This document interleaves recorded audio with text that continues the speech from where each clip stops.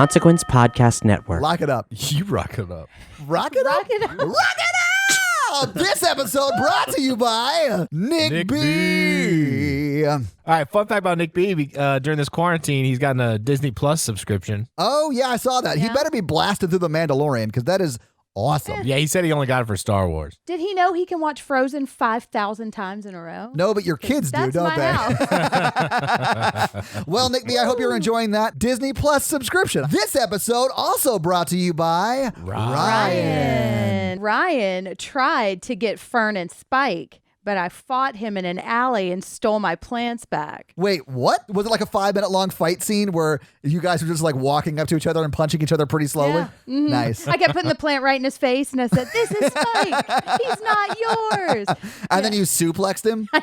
Oh, my I did. God. I broke a couple of pots, so I had to repot both the plants, and That's they fair. almost died just because of the fighting. That makes but sense. Yeah, it saved makes sense. Well, I'm glad that they made it through that process. Welcome back to another episode of The Patreonicals. Oh, hello. Welcome, friends. Gather up during this quarantine and listen to my tale.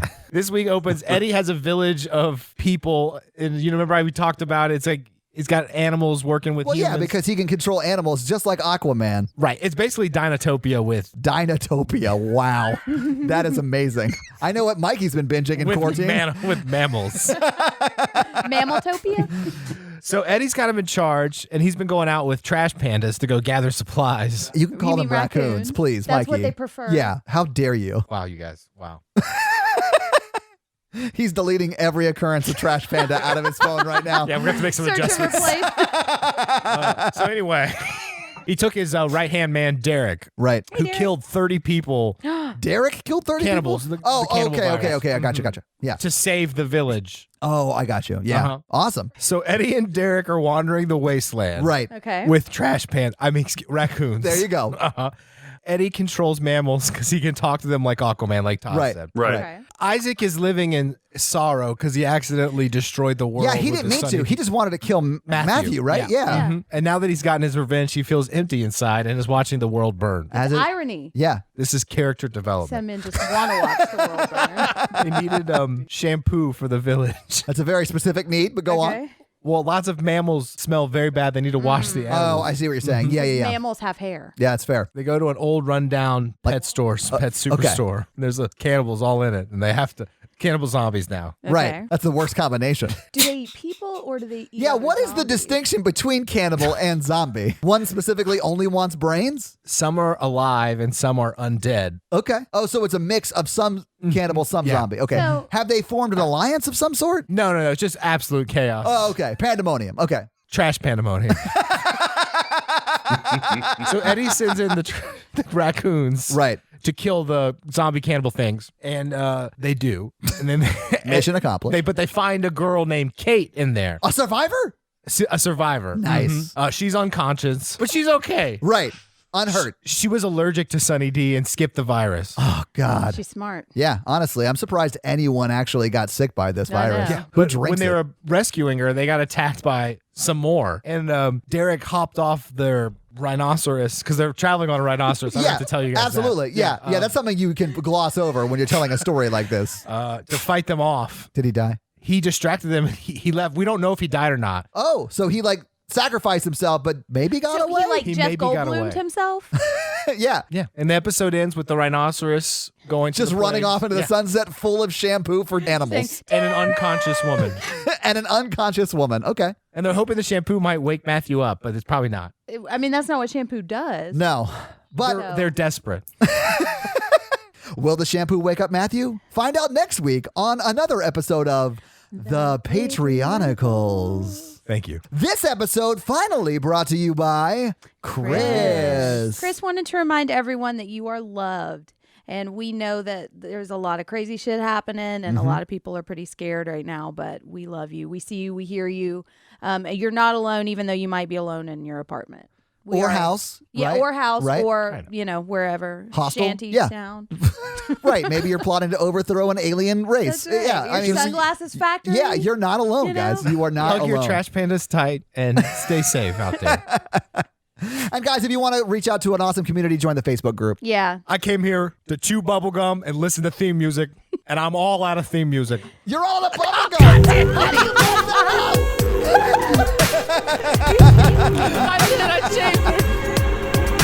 So you're looking at everything like you're an animal experiencing a new object for the first time. What's this? There's microphones everywhere. Welcome to the Horror Virgin, everybody. Oh, my God. I'm Jen. I'm Mikey. And I'm your horror virgin, Taj, which means I don't like scary movies, but you guys make me watch them, although not today. Sometimes we do. But today, we have a very special guest with us, Barrett from CinemaSins. Hi, everybody. Welcome, Barrett. Thank you so much for joining us today. Yes. Thank you. This is fun. I got to watch a movie that I haven't seen in years and really enjoyed it.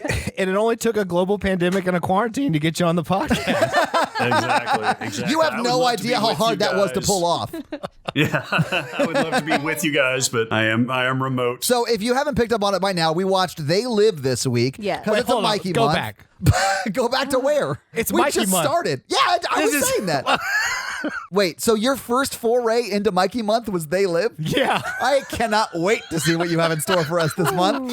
Barrett just said he had seen it before. So Barrett, when was the first time you saw it? Oh, geez, probably in the mid to late 90s or so. Okay. And it was right now. It's a cult classic. At that point, it was still ridiculed because Really? it had this. Oh yeah, it had this ridiculous camp to it. It had the famous bubblegum line and all that stuff. And so we watched it as pure comedy and that it wasn't actually very good. And it probably still isn't. But it's now considered like a biting satire. And back when I saw it the first time, it was just a broad, stupid wrestler taking on aliens. Yeah, I mean, I honestly want to see The Rock and Kevin Hart remake this. Oh, because I feel yeah. like it is time for that movie to happen. But It's going to happen. But yeah, you're right. It is like culturally significant for our time now, which is insane. I really think is. it's still dumb. And it's still yeah. a satire. Oh, yeah. But culturally and as a society, we've gotten so much worse than since it came out. Oh, yeah. Then now it's genius. Well, because we haven't ever gotten rid of the whole Reaganomics thing that screwed up the 80s. I know too much about U.S. history. Mikey, you've seen this before, right? Yeah. Wait, let me just ask it this way. How many times have you seen this movie? At least 6. He actually remembered Wow. things that happened in it, so he's seen it more Oh, than yeah. once or You were twice. just holding on for that end scene every time. Oh, jeez. So, Jen, was this the first time you had seen it? This was the first time I'd seen it, and close to the first time I'd ever heard of it. Really? Yeah, this is Really? not really a movie for Jens. Huh. That's surprising, Jen. Yeah. You usually like the crazy, almost not batshit horrors. insane. Yeah. Yeah. This movie to me is kind of like a House 2. Like I watched it when I was around that age Yeah. and Oh, yeah. connected with it mainly because there's like no romance subplot or anything. Yeah. No, when Keith David gets killed at the end, I lost my mind. I thought, know. oh my God, that's such a great twist. I mean, I think it's probably the best movie twist in any piece of In any cinema movie ever. ever? Yeah. I choose to believe he did not get killed. That he Jeff Goldblumed himself. Listen, he derricked his way out of there, and Yeah. I agree. I think he's fine. He's dead. Is he in the sequel? Is there a sequel? They did not make a sequel. They didn't make More a of They them Laugh, They live? Love? Yeah. I mean, this movie has everything: aliens, fist fighting, guns, blood. And because of Keith David, it has acting. Yeah. We have one actor in this movie. You don't need acting when you have everything else. All right, Jen, let's get into this fucking movie. Mikey. All right. Okay, so we start with graffiti and a train and Rowdy Roddy Piper just like sauntering across the train tracks. Yeah, very homeless looking. But like rich guy homeless. Very clean for a homeless man. Yes. Homeless man? A homeless man? A homeless man. He's like Stallone at the beginning of First Blood. You know what I mean? That's what we said. Yeah, absolutely. It is very Rambo-esque. Yeah. Yeah, he's homeless looking, but he's still looking pretty good. You know? Yeah, And they both have absolutely. the Yeah. mullets, too. Like homeless, but maybe at a campsite. I mean, I'd hit it. He had I mean, a lot of muscles. He can get it. Yeah. Jen's not on This board is for the he can not get a it. thirsty. No, it is not. Jen is on the record as not being attracted to Rowdy Piper. yeah. Unless he's wearing his kilt. Then it's a whole different story. Oh, yeah. But what if you Yeah. put the glasses on? So I put the glasses on, give him a bagpipe, and I'm into it.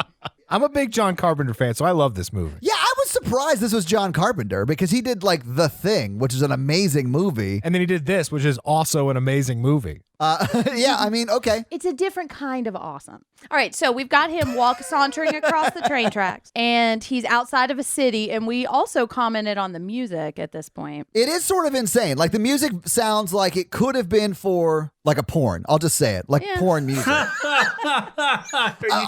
kind of porn are you watching, Ty? It would have to be like a very Western themed porn. Yeah, it's like sauntering porn. Boom, boom, boom, boom, boom, boom, boom.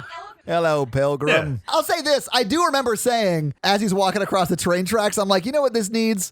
A little saxophone. And then immediately a saxophone started playing, and I was like, I'm going to love this movie. And for a movie with a wrestler, I'm so sad that the saxophone was not played by a greasy guy in his underwear. Yeah, Lost Boy style? I know. Hell yeah, I'd be on board for that. Missed opportunity. Honestly, he should be like the third sidekick in this. Yeah. I don't know how that guy didn't work in every movie after Lost Boys. Counterpoint. Make a tape. This soundtrack's great. No, I think it perfectly fits the movie. Great. Like, would you listen to it on your own? Probably not. No. But, I mean, maybe if, you had a lady over after a little Tinder hookup, type thing. Look, turn it I on. just wish Take when it I real made slow. dramatic statements, there was like a dum-dum. Oh, yeah. play afterwards. It honestly sounded like a Seinfeld scene transition every time something impactful happened. It was great. I loved it. Could have used a little more bagpipe. I realized that his jeans were real tight, Jen, but you need to stop talking about his bagpipe. Nice. So, Jen, what happened next? So the next thing that happens is it's raining. I wrote, it's raining. People are poor. Because there are like homeless people experiencing homelessness or just like poor, like People city experiencing folk. homelessness is what happens now. People in the 80s, they were just homeless. Well, that's true. Yeah, that's what they were called. They were Right. homeless people. Yeah. So he goes to an unemployment office and old lady job shamer. I forgot about this scene. Yeah. So old lady job shamer says, well, there's nothing available for you, Rowdy. And he's Sends from him on his way. Denver. He is from Denver. Oh, he's from Denver. Yeah. That's all we need to know about him. Well, and he's also married, but it's never talked about. Or at least he's wearing a wedding ring the entire movie, but I it's think he never just talked forgot about. to take his ring off. I honestly think the continuity director or whatever that person is on the first day of shooting was like, shit, he was wearing his wedding ring. Well, I guess he's married now. Right. In headcanon, his family's dead. Yeah, if you had read the book of this movie and prepared correctly, Jen, you would know that his family was murdered in Colorado by, what are they, aliens? Snake people? I don't They're know. aliens. Okay. So he's at the unemployment office and then he does not get a job. So he finds a preacher on the street. So we see a preacher kind of standing on the street and giving us basically the point of the movie. Yeah. Like he's preacher's positioning. Absolutely. He seems like, if you guys have ever been to like a Comic-Con type event or just like a big event, you'll occasionally see like street preachers saying like really offensive shit to try and get people to like talk to them or whatever. It seems like that. But instead of him saying like horrible shit, he's saying some stuff that really makes sense to me. Uh-huh. And I was scared at how on board I was on for like the message of this movie, Yeah. how early it was. Didn't I have you guys pause it? And it was like literally 11 minutes into the movie. And I was like, I agree with everything that they're saying, and that terrifies me. Yeah, because he's saying, why do we worship greed? They're the owners, they have us and they control us. And just like we are slaves to this greed and this consumerism and commercialism. So now the cops are there and he's kind of running away and we see him watching TV from outside somebody else's apartment. Yeah, and I love this scene. I don't know if you guys noticed this, but when he's watching the TV, you can hear it perfectly, and he can hear it perfectly because he's like nodding along, or like you can see there's some reaction on his face, but the window's completely closed. Like, there's no way he'd be able to hear anything. It's because in the book, it explains a little bit more about this. He has these special ear glasses that he puts on over his ears. How dare you use and my it in the book allows against me? You guys are making a lot of jokes, but the guy inside the house was very elderly and the TV was turned up very loud. That actually could be true. Yeah. Eat it. So he now shows up at a construction site. Just looking for work. And he's got his own tools, guys. So of course. you Where gotta does he hire him. have his own tools? I mean, I will grant you that he has a backpack with a sleeping bag on it, but when he's talking to that guy, he didn't have anything with him. I mean, There's a hammer hanging out of his back pocket. If you guys is there? look. Excuse me. I stand corrected. Hey, My boss, bad. I've got a hammer. Right. Doesn't that mean I can be a construction worker? I think we can see by how tight his jeans are that That he's he packing does some bring his tools, own yeah. tools. Wherever he goes, he brings I don't his own want to say tools. that this movie romanticizes homelessness, but it kind of does. That everyone looks really clean and no one uses any drugs. That is Yeah. fair. But it's a union job. So, anyways, long story short, he gets some kind of construction job. Yeah, he talks himself into it with all the charisma that is He implied does. that he has. Oh my Okay, God. so he shows up and he's construction working sans shirt. So we remember that he is a wrestler. He's buff. He's like 80s buff. He's not like now buff, Meaning but like, he's like 80s buff. like yeah. steroids buff. He's been hitting the glamour muscles. Right. But his neck has a neck, which is funny to me. Those triceps or whatever these things are up here. Trapezoids. on Trapezoids. Yeah, that's what they're yeah. called. Definitely called trapezoids. Aren't they? I have no idea, They are. Jen. They're traps. I mean, I could ask my girlfriend. She's a personal trainer, but I have no idea. We get it. You have a girlfriend. I didn't mean to throw it in your face, Mikey. I'm very sorry. I get it, fam. I'm going to die alone. I'm Roddy Piper, and this world is my alien-occupied I mean, resistance movement. Of all of the movies I watched, I feel like you are closest to this character. And I honestly think you are as good of an actor, if not better, than Roddy Piper. This has come up a couple of times about his acting or lack thereof. Wait, are you about to hot take and say he deserved an Oscar for this? It's the subtlety. It is interesting. I think Roddy Piper plays the character the way Carpenter wrote that character. I'm not saying he's a good actor at all. I'm Well, just that's I saying agree. Yeah. he is good in this role, I think. That's true. And it reminds me a little bit of like Neo in The Matrix. you No, know? he plays it like he has the same kind of lines as Kurt Russell in The Thing. He's just a way less great of an actor. Yeah, I would say Yeah. Kurt Russell's Yeah. a little Yeah. bit better than Roddy Piper. Yeah. But it's basically the same character. I bet he has total 16 lines of dialogue in this entire movie. But a lot of staring. A lot of Oh, staring. yeah. I'm not saying I don't like him in this movie. I think he's awesome. And he's like perfect for what this movie's tone is and all that stuff. He's just not a good actor. Yeah. I agree. I hate you guys. It does make me wonder, like, if somebody else, like, if Kurt Russell had played this role, you know. Oh my what it God. would've I been would like. love Kurt Russell to have played this role. Just had that hat. Keith David is kind of faux Ernie Hudson. Yes, he is. Bobo Ernie Hudson, Keith David. Maybe Keith David turned into the Thing at the end of the Thing. Yeah, and that's the what I'm thing talking that about. he turned into was Roddy Piper. This is a sequel. Good. How do you think they my got God. Keith David? He thought it was going to be Kurt Russell. That's why he didn't have any belongings, because he'd been walking from Antarctica. Oh my God. And sailed a ship for a little bit too. Construction time, and we see Keith David, who I love. He's great in this. Yeah. He is, yeah. So, and this is bizarre. So Keith David comes up because we find out that Roddy Piper can't get paid till Thursday, but I mean, it's like Monday. What's he Right, gonna he's do? talking about being homeless. And Keith Yeah, David... and the foreman came over and was like, hey, you can't sleep here. Right. Really? That's like, okay, I get it. I'm homeless. Stop throwing it in my face, jackass. But so Keith David's like, hey, I know a place where you can get some food and shelter if you follow me. And Roddy Piper has taken a vow of silence and does not respond to this.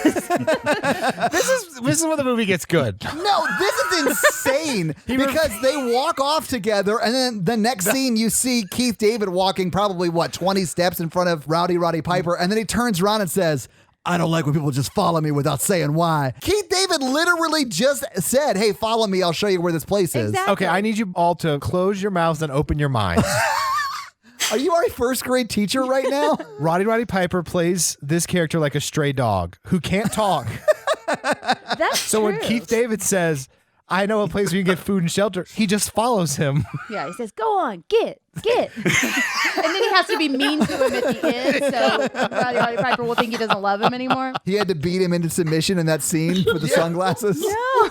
The dog was just trying to do the best thing for him. Oh my God. Guys, don't hit your pets. That's No. horrible. No, the pet was beating up Keith David. That's fair, yeah. He just kept jumping up on him. It was self-defense from Keith David. I think technically it was. We'll get there, Mikey. Well, so they have their little weird conversation, and so they end up walking together, and they get to this camp. Homeless camp. It's a shantytown. Shantytown. But it's like a pretty functioning one. Like it's outside a church, and there's like they can go to the bathroom, and so they start talking, and we find out that Keith David has a wife in Detroit, but he got laid off, and then we get a Keith David speech that I completely agree with about the steel mill got bailed out, but instead of like they got money, but instead of helping their workers, they just gave themselves raises, and if they close one more factory, we should take a sledgehammer to their cars, which is gonna happen. I mean, we are legit about to experience experience that with the CARES Act. I mean, yeah. I mean, it's basically Occupy Wall Street as an alien invasion movie. Yeah, which is why I love it so much.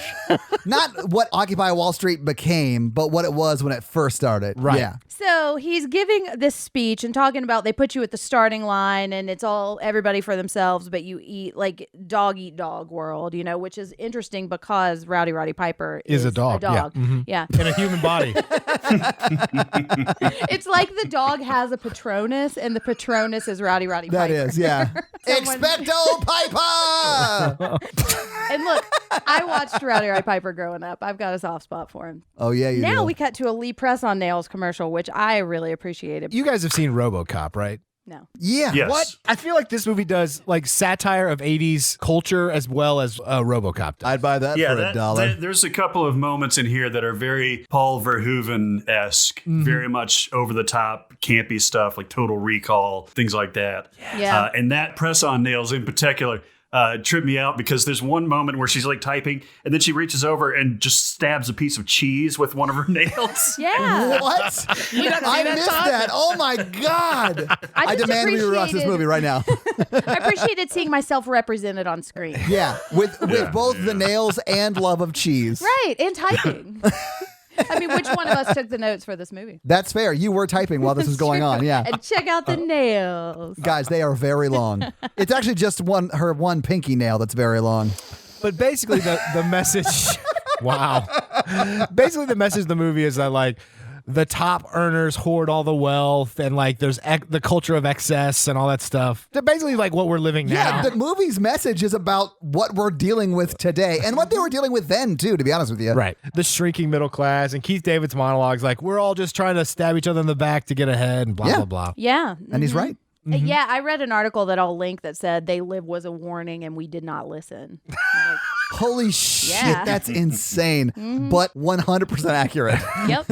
Okay, so as this Lee Press on Nails commercial is happening, there's a hacker that breaks in, and he's kind of talking about a lot of what we're talking about. Yeah, he's like on the TV. So it's like Yeah. static break in, and he's like, they're all among us. They're Yeah. pitting us against each other. We're cattle or slaves or whatever. Yeah, and everybody gets headaches for some reason. Yeah. I think it's because the break-in transmission gives them headaches. Okay. Yeah. So it's like feedback or a different frequency or something. Yeah, because it's like trying to overpower the signal that's always going through the Yeah. TVs, Right, right? right. Something like that. And it could be that like just the two things coming together in people's brains is hard. I do think that if we dig too much into this movie, we're not going to love the pay dirt we hit.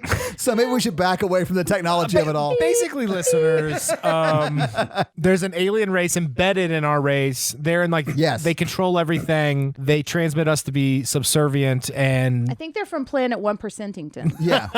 Yeah. planet Definitely. capitalism. Yeah. Actually, they're from Alpha Centauri because it says it on the transporter scene. That's fine. Really? Yeah. I didn't realize that. Look at you being smart with your brain. It's the closest star to the sun. Yeah. Oh. But it has planets orbiting it. But if they're from the sun, you can't be from a sun. They're just from that. Are we really digging into this? Like, I don't think we should dig too deep Because into you're this, a guys. sci-fi Like, this is- virgin. So if you're going to Earth, you're going to the Sol system because Sol is the name Yeah. of the sun. Okay. If you're going to the Alpha Centauri system, you're not naming the planets around it. You're naming the star which they Okay. orbit. Welcome back to We Explain Space to Jen. Yeah. I know you've never been there. I have not ever been to space and never care to, bitches. Fuck you, NASA. So it's getting fuzzy and they're getting headaches. But what he's saying is they're safe as long as they aren't discovered. And they have to keep us asleep and keep us selfish and keep us like fighting with each other. Yeah. And we're also cutting to the priest guy, and he's like talking along with the transmission. And I thought that would come back at some point, but they never referenced that He again. definitely just wrote the speech. Oh, yeah. He's like the ghost writer. Yeah. He's like, I fucked up that line.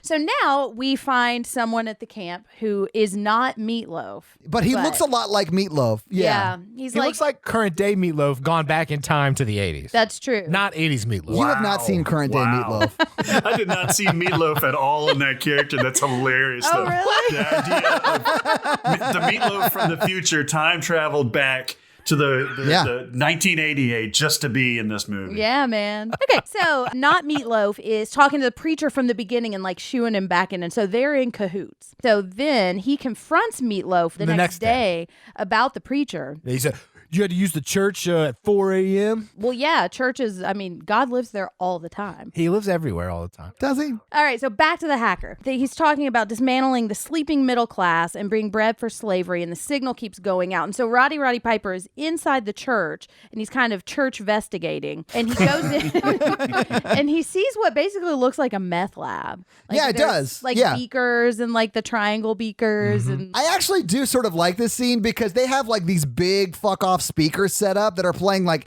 people singing church hymns and stuff to make it seem like it's a real church. it's the perfect cover. It is the perfect cover. A, it's a church. Why would you ever go in there? Secondly, if you're walking by and you're wondering what is going on in there, you hear church hymns and that makes sense. Unless it's like a Tuesday, and you're like, why is there like church hymns at 10 a.m. on a Tuesday? Or 4 in the morning, Mikey. You never know when the choir's going to practice, guys. Yeah, you practice it off hours. Yeah. And then the good choir practices on Tuesday nights. Fair enough. I know, fair I enough, was always fair in enough. the good choir. So he sees the meth lab, and we are seeing in the next room that this is a fake, like, church. Yes. And that they are conspiring to, like, get this message out. And we see on the wall, it says that they live. Yeah. They wrote the name of the movie on Right. the wall. So Again. that's the important thing. Roddy Piper just, like, can't walk in this movie, so he bumps over. He does trip over a lot of This shit is where I in this really movie. Yeah. And relate honestly, to him. I know, Mikey, I get why you love him so much. He is the strong, silent type and very clumsy. And I feel like those are things that I would associate with you. Yeah, and Mikey loves bubblegum, too. And so. I do love bubblegum. And asses.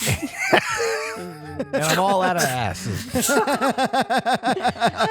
So he finds a secret compartment in a wall, but before he can investigate it, he gets jump scared by the preacher. Yes. Jid jumped. I mean, it was scary. I didn't know it was coming. And listen, when walking around a church, you don't want to have a preacher pop up behind you. And this No. is before coronavirus because he's like, I've got to touch your face because I'm a blind preacher. And he gets all up in there. That's true. He was blind? I completely missed that. Yeah, he was. Yeah, he was. He felt his face and then touched Didn't his you see hand. him? I swear to God, I just thought he was a creepy preacher. I They had no led him idea. across the road. They're like, now we're crossing the road. I Now thought he we're was just stepping up on old. the. I had no idea Did he you was miss blind. the scene where he sculpted the face of Roddy Piper? Hello, is it Rowdy you're looking for? Put my sunglasses on your face. Anyways, Roddy retreats out of the church. Yes, he does. yes. But he does overhear them talking about, sending out the shipment. We need to reach more people. Blah, Right, blah, blah. Right. But they don't say sunglasses; they say shipment. The details just not important. Yeah, they're not at all. As I told Todd and Jen Barrett, I said, we just got to have him put the glasses on and we can start the movie. Yeah, I wrote down when you said that in the movie. We'll get there. So he goes outside, and I think there's a helicopter, and he cons. Oh, yeah, there is. He cons a homeless person out of giving away his binoculars, so he can just check out this church. It's a homeless boy, and he was like, hey, I'm Roddy Piper. I need those binoculars. He's like, okay, sir. But how will I Yeah, see? yeah. They were real happy about it, too. He was Yeah. just like, yeah, sure, man. I look like MacGyver. For some reason, I thought that was Richard Dean Anderson, by the way. Oh my God, he did look like a baby RDA. You're right. Yeah. Oh my I God. had a crush on him back in the day. And honestly, once Roddy Piper saves him, you never see him again because he had to run off to the Stargate to help fight these people from that side of it. Exactly. yeah. Wait, wasn't Kurt Russell in the movie Stargate? Yeah. Holy Oh, shit! yeah. This thing Get goes all the ready. way It to all the top. connects. It goes all the way to Carpenter. It's all in the same universe. Oh my God. The thing Carpenter they live, connected universe. Stargate, all in the same universe. I am here for that team up. What about Halloween? I personally think Michael is only trying to kill the aliens. And that's why he has to wear the mask, because the mask is where he sees the aliens. I'm going to take your concept and say he is an alien, but also clinically insane, and they didn't know what to do with him. That's why he can't be killed, That makes sense. Yeah. And he just doesn't have his watch, so he can't disappear. and he can't speak the local language. He is Oh the my God. victim. It makes too much sense It for does, it not yeah. to be true. I mean, it makes about as much sense as this movie does. Guys, if you believe this, I have a flat earth theory I want to talk to you about. So Keith David. Wait, hold. Yeah, Keith David comes over and Captain Morgan's behind. So hard. Barrett, did you see how high he got his leg on He that kicked thing it up, behind man. him? He just wanted to show off, leg Oh, day. yeah. He was doing leg day and wanted to throw it up there. Well, he's acting against a professional wrestler, so Yeah. he's got to show his muscles off. Oh, at he some definitely point. does. He's Yeah. like, look at how flexible I am. Right. Look at this hip Well, it's thruster. interesting because the first shot that we get of Keith David is of him admiring the work from afar of Roddy Piper. And he's like, because my he's got God, the shirt you're right. off. Because he was about to kind of like not raw dog it. What? Just kind of. What is this, Roadhouse? Sorry. I mean, we do get some spin moves. That's true. He was That's true. he was about to like take a break, and then he saw how hard Roddy Piper was working. Yeah, and he was he was like, working "God hard. damn, I need to get in on that." And so game respect game, obviously Yeah. for this Yeah, guy. that's I what mean, it he is. did invite him back to his place. He did. did. Yeah. See, wait, Roddy Piper, he posts up just across the street from the church with binoculars, not that far away, 30 yards maybe. No, you could see it easily from where he's sitting, and then he puts the binoculars up. And this scene's great because Keith David just Captain Morgan. He goes, "What are you doing?" He's like, "Nothing. It's none of your business." And then the scene ends. Well, no, not before Keith David gives a speech that reverses everything he said in the previous speech. Like, Oh, you gotta yeah. look out for yourself. What are you doing here, man? That's a church. Leave that church alone. It's not our business. Yeah. Yeah. So, anyways, and then cut to night, and Roddy Piper is still looking at the- I know. So Binoculars. feasibly, he's been there with binoculars in open view looking at a church for 7 hours, Right. and no one has come and been like, hey, what are you doing? And this is the next day. well, so okay, in all fairness, the priest is blind, so That's true. no one noticed. I wonder how he lost his last job. I mean, if this is the next day and he immediately just takes binoculars and stakes out a church instead of working. Yeah, he that's worked true. on that construction site for one day, asked if he could sleep there and when they got paid, and then never showed up again. I think I know why Roddy Piper got fired from his last job. Yeah. Well, and then the next time he shows up, he beats the shit out of one of the workers. But we'll get there. So then he is binocularizing, but then he looks up and there's a helicopter there. Again, which Yeah. is great. Right. So this our second helicopter. There's a sighting. lot of helicopters in this movie. And then- Barrett, I'm a big fan of helicopters. Oh yeah. Oh well, this is for you. You know, obviously it's one helicopter that's just shown, multiple times. Now this is revealed. The helicopters are actually revealed to be the UFOs, right? Like once you actually put the glasses on. I know I'm skipping ahead a little Are bit. they? I we thought they missed- were little drones. I thought These they are were little drones smaller too, UFOs. yeah. Yeah. What I mean that's Those the same drones thing. It were might in be. addition to the helicopters. But they're I not see. actual helicopters. okay. Is that what you're saying? Like when you put the I glasses thought- on? Correct. I thought that they were actually UFOs. I think you're right. In disguise. Yeah. I think the one at the end was an actual helicopter. Okay. Because he's got the contacts in. I got you. I think they might have forgotten a little bit about the contacts thing in some of They the got a little lazy final towards the scenes. end. Yeah. Anyways, No, he did. It's all canon. so we got the helicopter, and the people from the church are fleeing with these boxes of sunglasses and just trying to get out. And then there's a riot. And we see people like walking down the street with their little Wait, riot do you mean a shields. riot or do you mean do the cops attack Yeah, yeah. with a fucking bulldozer There's a cop and riot. start bulldozing people? One thing I love about the cops in this movie is that they throw flares wherever they are intending to go. but behind them, Yeah. they're just like there's like one guy on the unit just lighting flares and throwing them above his head as they walk around. He's the He's the flamer on the flare guy. squad. They fuck up this town, They man. do. Like it takes Yes. forever. It's not just like, oh, there's a bulldozer. Oh, there's total destruction. It takes like probably, I'm going to estimate like an hour and 45 minutes for this scene Oh, to yeah. play out Fun of them fact. bulldozing the fuck out of this city. It's like, okay, we get it.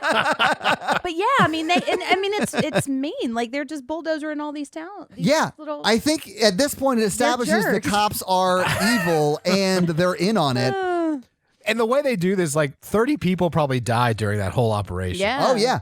It bulldozes it like a van this lady is inside of when they start bulldozing it. Yeah, and so Which they're I'm laughing, but it's terrible, but it's funny. but there's like the people wearing those like big riot shield things, and then a couple of extras like run up kind of Like it's Red Rover? style. Yeah, absolutely. and It's like, ridiculous. damn. It is. You don't play Red Rover with riot cops, dumbass. I know, but it's like Yeah, two you or three do. of them. Counterpoint, if they call you over, you have to go. You do. That's the rules of the game.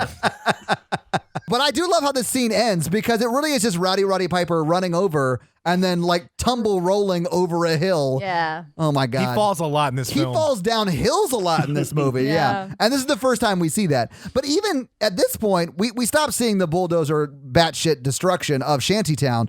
But this is when he like finds the guy he stole the binoculars from. And yes, I'm saying stole because he never gave them back, Mikey. But he and then he finds him and saves him. So he walks past the church and he sees like the people, like the preacher and one of the other like leaders of the resistance getting beat by the police. Oh yeah. Yeah. In the alley. Yeah, and then and there's like graffiti that says irony right behind them. And some of the graffiti in this movie is on point. And so then he walks over to the next little police are going to beat you up area, and there is binoculars guy. Yes. I'm sorry, no more binoculars. Baby guy. Richard Dean Anderson. Yeah. Yeah. That's right. But he's like huddling, hiding, and so Roddy Piper picks him up and drags him into the church or an apartment And or hugs something. him for some reason Well, the because whole he's time. scared. Yeah. Richard Dean Anderson is nervous and scared. But he's like 25. He's still sad about his trying to make it in binoculars. Hollywood. He is sad about that. So they do find it in a room with a homeless other people, and then he's like go to that family, and then the man just hugs him instead of Yeah, and if you recognize those people, they come back in later because they they're do. at the big resistance party. That's Bobo, Chevy Chase, and like his sister Actually, or wife I think or whatever. She mentions that she has a headache, Dad. Like, hey, Dad, I've got a headache. And he Oh, goes, I it could do be too, his daughter. Susie. Yeah. Yeah. Yeah. But so they were in the shantytown to begin Yes. with. But there's a guy smoking a joint there that I don't know if we've seen before. So It's the next day, and Roddy Piper goes to the ruins of the shantytown, Yeah. where Jen points out there's a family searching through burnt sweaters. Oh yeah, while a commercial for sweaters is on. Yes. But this is when the plot starts picking up. Oh, yeah, because he's about to find those sunglasses. This is when Mikey said, and I quote, "Just find the fucking glasses and get this shit over with." I know, and I turned to Mikey and I was like, you picked this movie. No kidding, man. The first 30 minutes of this movie are interminable. Yeah. It's I know we're world building and everything, and we're building suspense and that kind of thing, but Yeah. man, I mean, get to the good stuff. sunglasses for Right, God's thank you, sakes. Barrett. Yeah. So he goes back to the church, and then he straight up wrestling kicks into the wall to get these boxes out. Which Yeah. he just nudged to get in last Right. time, but he kicks it as hard as he can, and that's when you know the action's going to ramp up. Oh, yeah. I do just love that he's like, oh, yeah, I'm a wrestler. I should kick something. It's Right. ridiculous. What else am I gonna do? Oh, and awesome. When I say it's ridiculous, it's also fucking rad. I'm on board for it. So he finds the box of glasses. All right. So he's just grabbed this box out of the wall, and he goes into the alley and he opens, and it's just a bunch of shitty black sunglasses. He tries to find like the treasure underneath the glasses, and he's like, oh, it's just glasses. Right. Oh man. And so he like rage throws them away, and he's so mad that he. No, puts- he was hiding them. Oh, was he in the trash can? Mm-hmm. It's genius. He's not genius. Oh, by the way, all the trash in this movie is just cardboard and paper. Yeah. There's no like Chinese food, banana skin peels or anything. Yeah, no Chinese yeah, like coffee food, grounds. no detritus of any kind. It's just literally recycled material. I mean- They literally called that are- Dunder that are- Mifflin and said, we need 5,000 Yeah. reams of paper. And then they took the big ass boxes those reams came in and ripped them up and then just threw the paper everywhere. Right. He takes the pair of sunglasses with him. Yeah, because it might be sunny that day. It might be. And so he's walking down the street. So he puts the sunglasses on, and he notices that there's a billboard that used to say like billboard stuff. And now it says, it's all white, and in big black letters it says, obey.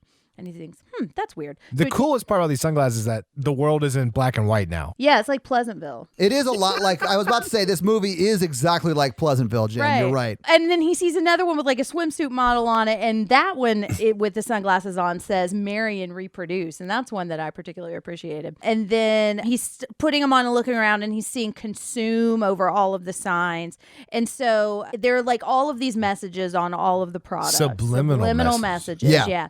And then he walks up to a newspaper seller vendor place, and he's like looking through, and all of the pages are like this too, and he looks up and he sees a guy with an alien mask on, Is it a mask, Jen? They look like fly people without skin. but their skin is kind of like melty too, you know, Yeah, they were look sort of ugly. disgusting Yeah. looking. They look like aliens. but everything else about them looks the same. Yeah, I'll tell you what. I actually, I was surprised with how well these effects held up. Actually, I was too. They are a little bit campy. Yes, they are but campy. like, I don't know. They were better than I remembered them being. I mean, they fit in with the movie, I think. Okay, and so the guy like walks on, and then the guy who sells the newspaper comes up, and we notice what the money says, and the money says, "This is your God" on it. I loved that. Yeah. That was my favorite part of the whole movie. And then we see like a circulating like speaker, and it says sleep, sleep, sleep. Yeah. So he's walking around and he's starting to see that there are these aliens just kind of mixed into everyday life. And I'd say like maybe 1 out of 50? 3 people. Whoa. Wow. Maybe let's split the difference. 1 out of 10. Yeah, okay, let's might do 1 be out an of 10. alien. Yeah, because there's a lady and there's a rich, fancy lady who's like commanding her servants, and she's an alien person. Yeah, absolutely. But what we're seeing is it's not everybody, but they are like. You might say it's like 1% of the people in the U.S. Yeah, are aliens. It does seem to be a lot of the rich people. It's yeah. only rich people. Did you miss the point of this movie? Well, some are first responders. Well, that's true. That's fair. So he goes into a grocery store. And But this grocery store only has them in there. I thought that was It's very Harris funny. Teeter. Yeah. Oh, Because is it? it's a Whole Foods. Yeah. Old Whole Foods. So she's seeing an old lady, and this was funny, the interaction between the two of them, because she's got her formaldehyde face, and he says, "You look like your head fell in cheese dip in the 70s." This lady looks normal. And she's then- like, well, I never. "Oh, I do declare." Can I just say, I think my favorite line, aside from the bubblegum line, because obviously, but when he goes, "You lady, you look fine, but this lady, real fucking ugly." I think that is his best bit of acting in the entire movie. Yeah, you could tell he really meant crushes it. Oh, yeah. Yeah, absolutely. I think the whole movie needed to be at that intensity, and it would have sold. Yeah, you mean like a yeah, wrestling absolutely. show? Yes. And everybody's like, why is he picking on this old lady? But she's an alien, but no one can see it. Right. And I do like that yeah. right now, all he's doing is like, yelling at a lady who's an alien. Right. But 5 minutes from now, he has murdered 8 people. I also like the scene because he's picking on her, and then he falls over it just falls over in the grocery store. Yeah, because he's very clumsy, Mikey, just like you. Yeah, he does knock over a bunch of flowers. But so she speaks into her wristwatch and says, "One of them can see us." And then I liked this. Like everybody in the grocery store, all the alien faces start to like come and like walk towards him. One of us. Yeah, It's sort of one like of that sort of us. moment. Yeah. And I like how he's talking out loud. He's like, I don't like this at all. He does narrate a lot of his thought process. It's almost like he's not a great actor.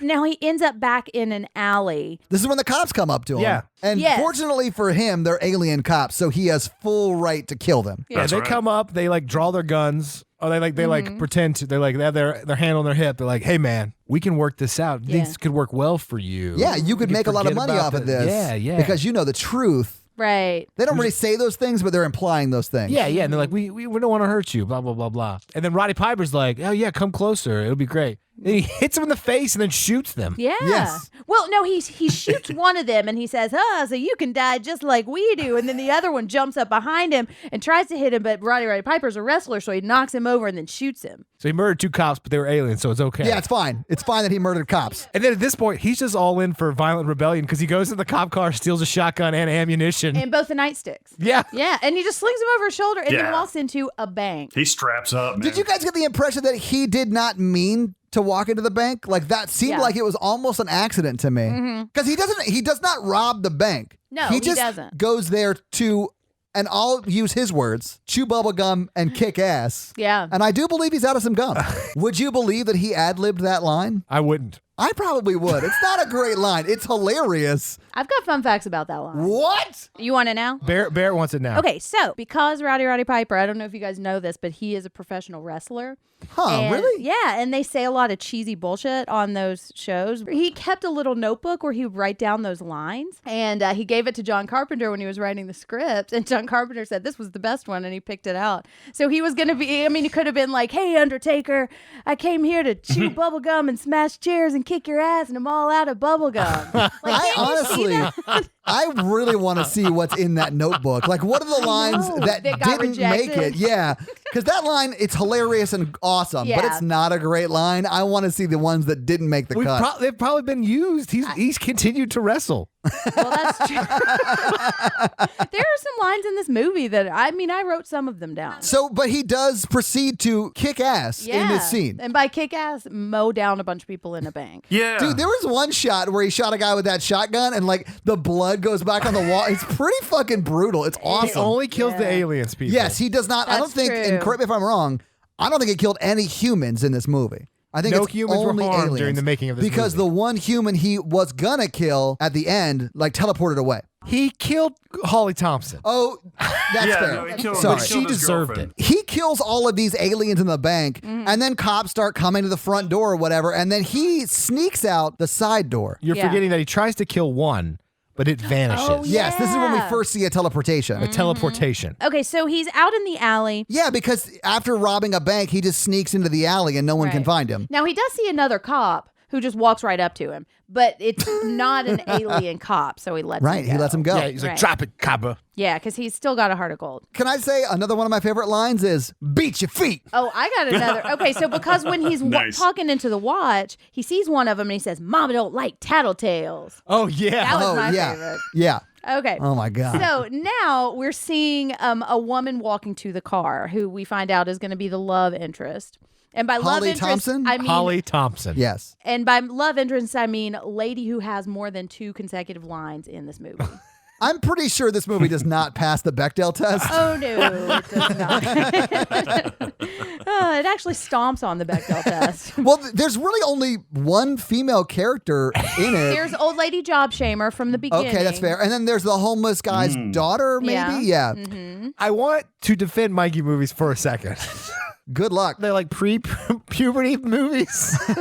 You mean Where, for like, you? Where like they don't really objectify women. There's that scene at the end, but I mean like they just don't exist. It's like the mind of an 11-year-old boy. It's Yeah. like guns, That's very aliens true. fighting. Yes. Yeah, and I mean, it's not like it doesn't really bother me that much that there really aren't any women, but because they're really not that objectified, Right. You know, it doesn't really bother me. It's just, it is notable. I would dare say Holly Thompson's pretty empowering. I do like her character. She's probably my favorite until the very end when she does something. Yeah, I mean, I was on board for her until the very, very end. All right, look, if we're talking about Meg Foster's appearance, I got to say something here. Okay. Because I know it's the 80s and everything, but does nobody have any Visine on that set? True. this, Yes. this poor woman, I mean, she looks like she hasn't slept in like 6 days. She's Yeah, when you're on that much cocaine. So basically, Roddy Piper stalks a woman getting into her car, Yep. pulls out a gun, and is like, "Hey." Take me to your place. Are you married? My Yeah. favorite part of this scene is like they pull out of the parking garage and there's 2 cop cars speed by and then 30 cops jogging. Yes. I said that they were the cardio squad, and then Jen said They're the cross country police. they're the squad. cross-country cops is what you said, Cross Jen. country Cross-country cops. It was cops. awesome. Yeah, absolutely. That's the spinoff Gotta of keep in Reno shape, 911. man. Yeah, man. Yeah, I get it. Every once in a while, they have to stop and shit because, you know, running for long periods of time. I'm sorry, Jen. What does it do to You guys you? never not know anybody who was on the cross country team? Anyway, so the perils of cross country cops aside, they're driving and they're in the car, and he keeps like almost falling asleep, and then like being mean to her. You Well, know? it's exhausting killing 30 aliens. Yeah. That's true. He's had a busy day, Jen. And sunglasses. You know, She's like, "Where do you want to go?" And he's like, "Are you married?" it is the most awkward conversation ever. He's not good with women. No, and they have zero chemistry. Mikey, you're a lot like this guy. Yeah. So they get back to her Wait, but house. Roddy Piper is married. He never hits on anybody in this movie. Well, I mean, he He's does hitting on take a Holly woman right back to now. her No, he house. doesn't. He just wants to go back to her house to be safe because he has to run away. That's what they all say. He never Yeah. flirts with her at all. He doesn't have to flirt. He's got her hostage. That's right. He's Well, no, in because control. okay, stop. I just want to put this out there. Mikey is about to defend someone who took a woman hostage and is now taking her back to her house alone. If I had to kill 30 alien invaders and I'm running from the police who are controlled by the aliens, and I Right. tell a woman to take me back to her house just to hide. This is Right. about how it would play out. This is about how it would play out. Okay. And then they get to their house, and then she's like, "You can do whatever you want to me." Yeah. And he's like, Did she say that? Yes, Yeah. she does. But she's a hostage. She Well, says true. you can do whatever you want to me, 'Cause you just have don't hurt guns." me. Yeah. Right. And And he's like, Because she's terrified for her life, Yes, Mikey. and I do appreciate that she keeps reminding him, no, we're not friends. You're not crashing in my Yeah. place. Like, you are in charge. You're because you've got 2 guns. Yeah, I you're not did couch appreciate surfing. that. I also appreciate that all went over his head.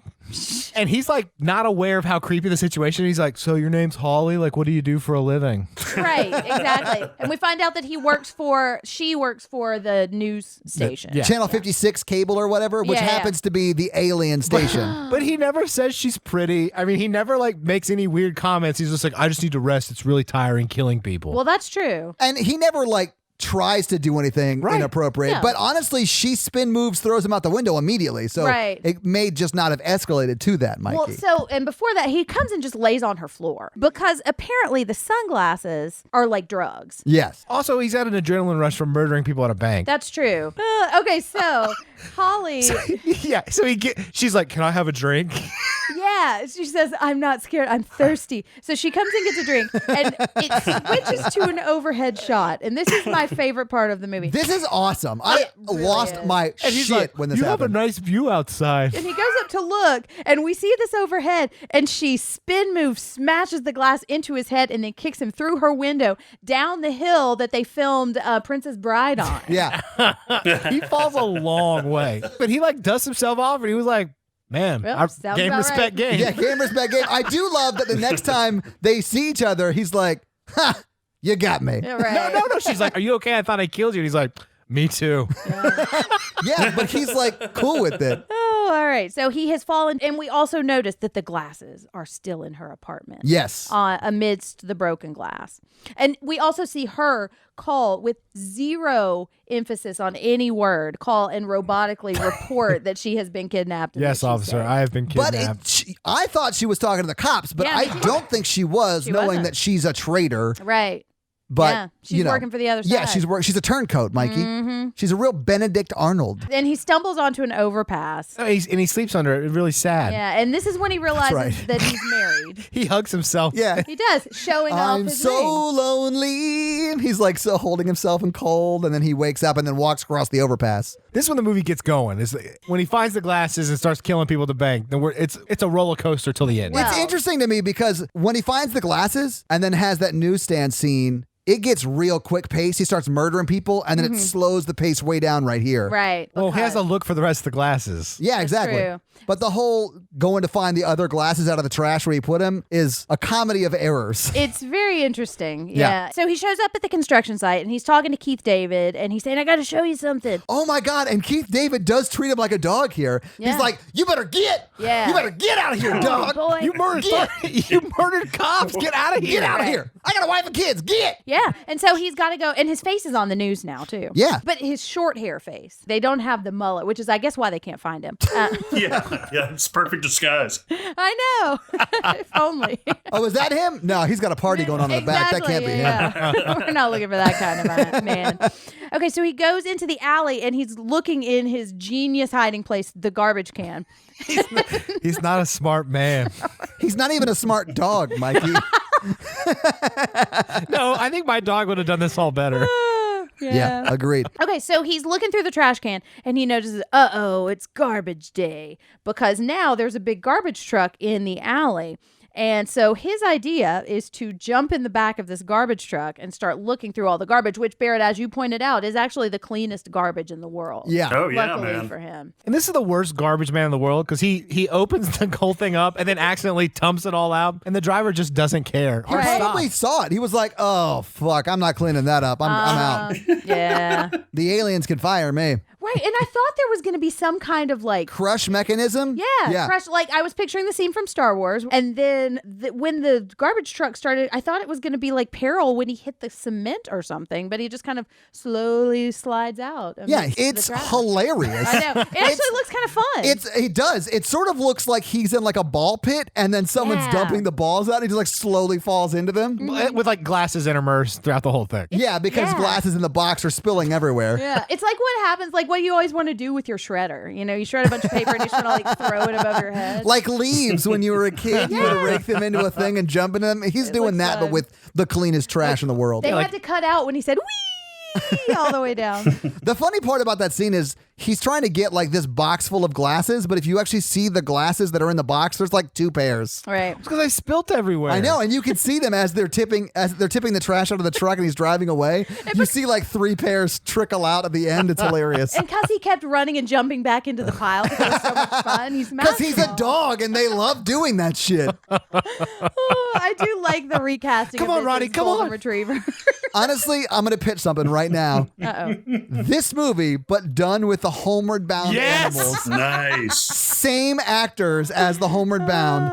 I think it works. And they put the glasses on and other animals look human. Think about it. The two dogs in Homeward Bound are Keith David and Rowdy Roddy Piper, and the cat is Holly Thompson.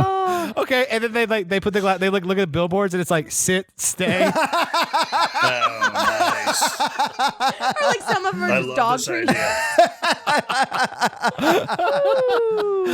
Well, if Well, you read, guys, we figured it out.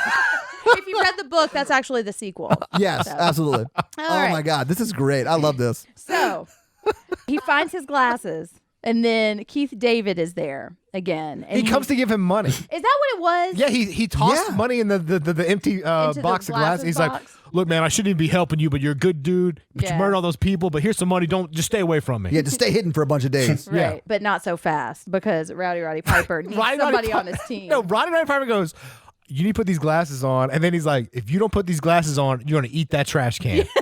Not this year. I love that response because it is very much like hey, we might get to the point where I have to eat a trash can, but right now I'm doing all right. I don't think I'm going to need to this year. Yeah, slow it down. Yeah. You're moving too fast. Yeah, I mean, it is a Mikey movie. that is right? fair. It's too much commitment. These are movies I actually wrote in elementary school. But I do love that instead of putting the glasses on and placating who you would probably think is a crazy person, he's just like, fuck you, I'm going to fight you to the death right now, Right. just so I don't have to put on Ray-Bans. So I believe this is like the longest fist fight in like film history. It's up there. But I don't know if it actually broke record. It feels longer than the car chase scene in the movie Ronin. It's an amazing car South Park chase scene. redid this scene on an episode between Timmy and Jimmy. I was like, oh, they're doing the fight scene from They Live when I was like in high school. Well, it reminds me of the fight scene between Peter and the chicken on Family Guy. Yes. Oh my Yes. God, And yeah. that actually might break this record.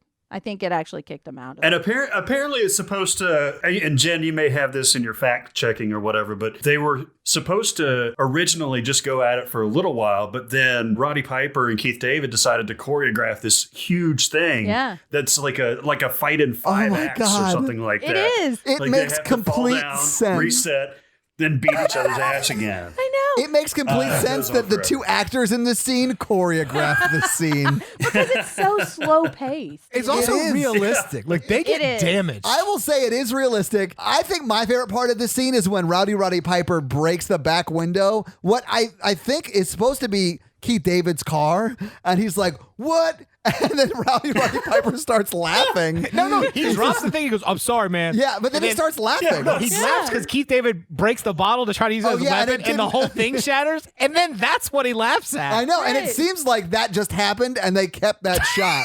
Like they did not intend for that to happen. Absolutely. Well, there's a 100%. There's a part where he's faking that he's about to stomp the glasses, and then he knees Roddy Piper in the face. How about the 30 seconds where Keith David is literally just kneeing Roddy Piper in the nuts? I think Keith David tries to dick Yes. punch him at one point. He says, "You dirty motherfucker." It's like Why does it happen this way? The funny thing about this is it seems like they shot this over the course of 40 minutes, and all they cut out was them saying, all right, what do you want to do next? Right. Hey, show me What that do you want to do wrestling next? move. Yeah. Because there's like a suplex. there's and a DDT. Yeah. the people's elbow does not make an appearance. No, that was, but listen, The that's for Rock the was not remake. around it He yet. bashes Keith David's head into the concrete, and it's like Dude. bloody in the back, and it looks terrible. It I mean, really like, it looks does. great, but like painful. Yeah. Kind of disturbed me a little. But it's like a 6-minute fight scene. it is. insane. I think it's like 5 minutes and 40 something seconds. Oh my God. When Keith David feels like he won and walks away, and then he's just like, and then you see Roddy Piper slowly walk up behind him. Like we see like 4 steps of him walking towards him, and then they start fighting again. That shit was hilarious. Yes, it was like, amazing. It's like one of the scenes in Avengers where they like, destroy an entire city for 5 minutes, except this exists only in the alley, and it's just the two of them. This is the most realistic fight scene to ever happen, except for the fight scene in Bridget Jones' Diary. Oh yeah, I love that. Anyway, he eventually puts the sunglasses on him. right.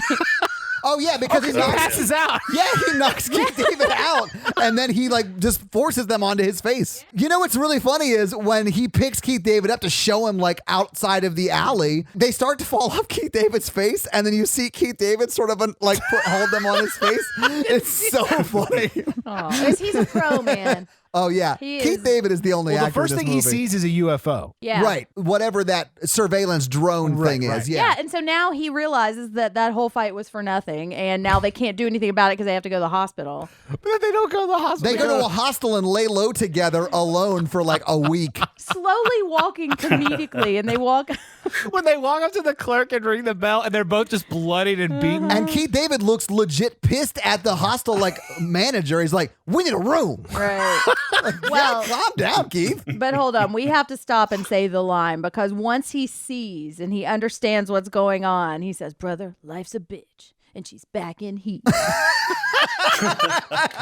Wow. And then he puts Just the classic. sunglasses on and says, "Yeah!" And everything blows up in the background. CSI I think you're Miami confusing style. this. Okay. Yeah, welcome back to CSI They Live. But I mean, that's the kind of thing they would say in CSI Miami. Yeah. So they go to this gross hostel and they're cleaning up. And Keith David's asking him what the fuck is going on. He's like, "Well, they ain't from Cleveland." Oh my God. I don't need this right now. Do not make jokes. There's like aliens. Like, you got to explain it to me for real. My head really hurts too. But Keith David immediately establishes himself as the smart one. Yeah. Because he's like, well, why don't we just find the people who made the glasses and then Right. see what their plan is? Because Yeah. Rowdy Roddy Piper has no plan. The conversation was, "Don't you have a plan?" He's like, "No." Well, why don't we find the people who made the glasses? All right. Okay. Well, and so now we get his nighttime story about his daddy and why he ran away. Oh, He was, yeah. like, Jan, saved- tell us all about it. Oh man, he was saved in a river, and he ran away when he was 13 because his daddy cut him with a razor blade and held it. And meanwhile, we're watching this in a close up of him. So Yeah. we can see his neck, and he's talking about him cutting him with a razor blade on his Like a neck. saw. Like a saw going back and forth Yeah. with the lack of scar staring us in the face. So now he could have just been threatening, but it's just bizarre. And it reminded me a little bit of the scene in Gremlins where she's talking about her dad falling down the chimney. Oh, yeah. Completely out of the blue. Nice. And it does not impact the story. It cuts in to Keith any David way. and he's not paying attention to it at all. So it has to cut to Mogwai giving the reaction shot. No, the other dog from home were bound. It's not like, oh, Absolutely. The best part of this scene is like Keith David pretty much doesn't react. He's like, "Well, we're gonna kill some aliens," and he's like, "Yeah, we are, because I ain't daddy's little boy no more." And I'm like, "Oh, this is weird." Yeah. oh my gosh. Yeah. So now Meatloaf is back in the picture. Not Meatloaf. Did he find them in the hotel? Yeah, they randomly ran into each other at the hotel. Yeah. So Keith David goes out to get supplies. I don't know if you saw them, but they were potato laid chips And beer. And bubble and beer. gum. Yeah, and bubble gum. You don't want him to run out of bubble gum. You've got to keep that guy flush No, with the gum. His blood sugar drops, man. Like he starts. Right. That's what it is. He's just a severe diabetic, and when he doesn't get enough blood sugar, he sees aliens. Anyway, so as Keith David is coming back with blood sugar supplies, Bobo Meatloaf sees him and he follows him in. Right. And he says, "We're having a meeting tonight and the world needs a wake-up call and we're going to phone it in." It's so much fun saying the lines of this movie. Right? Yeah. Okay, so, and this is the one time where phoning it in is badass. Yeah, where you want to actually phone it in. So they're back on the street, Roddy and KD, and they got their sunglasses at night because they are badass. Yeah, because they're Corey Hart fans. Yeah, because Exactly. Meatloaf invited him to the big meeting. Yeah. And so they get to the safe house. Oh man, this thing escalates so quickly. All right, really we'll get does. there. We'll get there. So Because- they walk in, Yeah. and they're hearing people like, "Hey, we don't have enough people here. You guys aren't recruiting enough." And they're seeing like Yeah. this table full of guns. And the biggest plot development, they have contact lenses. Oh yes, that's Oh, right. yeah. And they look at these contact lenses like I would probably look at contact lenses if somebody told me to put them on, because that's terrifying. I don't know how to put contact lenses I don't on. either. What you do is you put them in your eye. Last year, someone had to teach me how to do eye drops because I was like, I've never had to put eye drops I in have my trouble eyes. with it too. Someone was watching me and they're like, "You have no idea what you're doing." And I was like, That happens a lot to you, doesn't it? yeah, there's just like shit all over my eyes. They're like, "How do you get the eye drops in?" You just spray it all over your face. Yeah. Like someone to get you. You are Rowdy Roddy Piper. You have no idea how eye drops work. Oh my God. It's funny about this, by the way, because apparently the glasses are like a drug, right? Yeah. And it Right. gets Yes. you. It gets you. gives you headaches and stuff like that. But you can wear these contact lenses for like in perpetuity, and apparently no effects whatsoever. Barrett, she says a line that says these are a refined version that it doesn't have as much interference. Oh, good catch. So when you guys say that the sunglasses are like a drug, to me, I didn't think it was the sunglasses that caused that. I thought it was the murderous rage he had been in for 45 minutes killing people. It's because it's blood sugar. Yeah, that's what it is. Okay, so it was just his blood sugar. That was the problem. But the contacts don't have the interference with the headaches coming down and up. They directly give you insulin through They're sugar-based contacts. You can wear them all the time. They're delicious. It's like an insulin pump. Exactly. Nice. Meatloaf's saying, we need an assault squad. He's like, Done and done, brother. Yeah, but he's saying, like, go about, mind your business, like, get more people in. And then we hear the old guy who was proclaiming the message from the beginning, and he's talking about Earth being acclimatized, and our atmosphere is becoming their atmosphere, and they are going to take over our planet, and they are viewing us as livestock. Right. And so that's the global ultimate plan. warming. And we also find out that they're trying to like reverse engineer one of the watches, and then it's a teleportation device or a transporter of some sort. And then this is when they all sort of congregate around not Meatloaf, and he started talking to them about we need to recruit more. This is not nearly enough people. Yeah. My favorite part of this scene is the one-upping between one of the Resistance guys and Roddy Piper. He's like, have you guys ever seen one of them teleport? And he's like, I have. Yeah. Right. I have. Yeah, but we've been working on it. There's the watches right there. Yeah, Roddy. He just like really wanted a club to be a part of. He was like super into this. Yeah. Honestly, Roddy Piper, when he came from Denver, was either going to join this or Scientology. I mean, they do go clear. I know. Oh, my God. It's basically one side or the other. Yeah. And the war is coming. Though. Exactly. But anyway, so he sees Holly Thompson, because we find out that the signal is clean, and we hear a voice that we recognize from earlier in the movie. And turns out Holly is there, and she's part of the Resistance. Yes. So I we love think. this scene. And so they Are you awkwardly okay? walk up to each other. I thought I killed you. Me too. I'm okay. And then the wall explodes right next to him. I lost my mind when that happened. But it escalates so quickly. It goes from like, so how you doing, man? I'm like, oh, I'm all right. I thought I killed you. Yeah, I thought you killed me too. Boom! And then literally Uzis going off everywhere. Yeah, and they're getting invaded by the police. And you can tell because of the flare gun. Yeah, there's red flares everywhere. Right. But they're shooting to kill this time.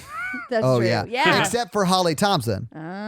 She gets away. She gets away. She is the only one that gets away. And if you see her when she leaves the house that they're in or whatever, she's the only one that does not look scared when she leaves. And I thought, I was like, man, she's not a great actress. But no, she's in on it. She threw that family in front of her to get shot? Yeah. Yeah. Fuck. She's a bad person. She is. But a bunch of the people in the Resistance get killed, including Meatloaf. And I thought that Meatloaf was the one that had sold them out. You did, but it was Holly. It was. Yeah. Well, and also other guy that we're going to meet in a minute. Yes. Poor Z now Richardson.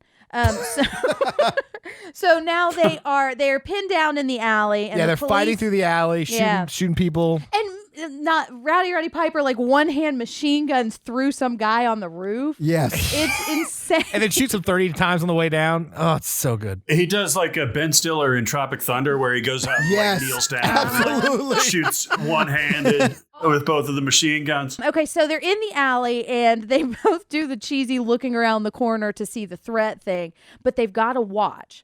And so this is how they're going to. And I say Roddy Piper and Keith David. Yeah, and Keith best David's friends the for one. life. He's sort of best friends for life. So Keith David's sort of fucking with this watch, and then it starts to beep, and he throws it over his shoulder, and then it sort of not explodes, but like emits a really white light. Yeah. And Keith David is like, "Hey, they're coming, and they're trapped in the alley. Like there's no way out. Yeah. But they look back at where the watch was, and they see it's now just a big hole. Right. And then Roddy Piper's like, "Hey, go down the hole." And if the hole's counting down, 8 seconds. Yeah. 6 this seconds. hole will self-destruct. Yeah. Yes, they will. Oh, geez.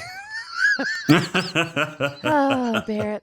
Okay, so now they're in an underground tunnel because that's where this hole has taken them. Yeah, that's where everything leads, Yeah. Jen, into those tight The tunnels. holes go into the tunnel. Know what I'm saying? That's how babies are I'm made. going to kick both of you through this window and down the hill in a minute.